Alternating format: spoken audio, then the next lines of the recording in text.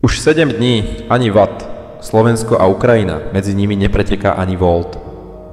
Podľa údajov Európskej siete prevádzkovateľov prenosových sústav medzi Slovenskom a Ukrajinou od začiatku septembra neprebiehajú žiadne dodávky elektriny.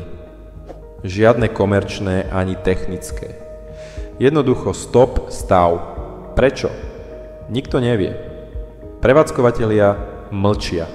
Oficiálne dôvody nula.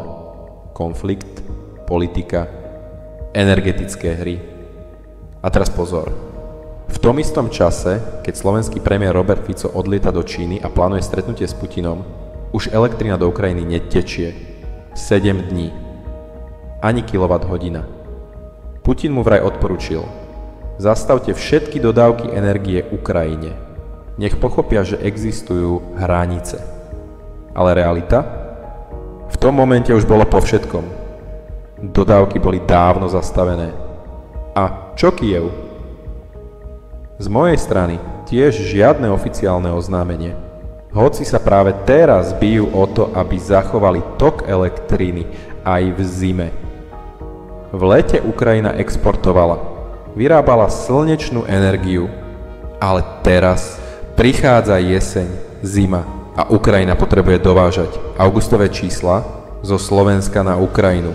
99 GWh, opačne 79 GWh vo februári, 264 GWh zo Slovenska na Ukrajinu.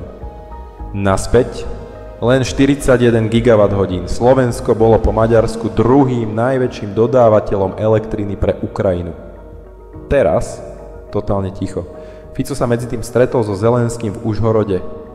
Výsledok?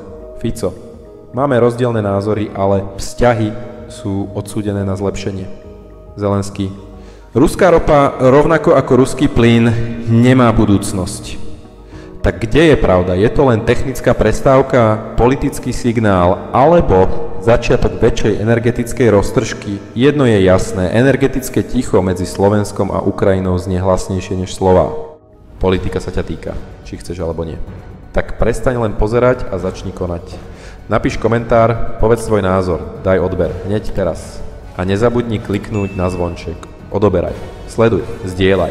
Toto je realita, toto je Slovensko.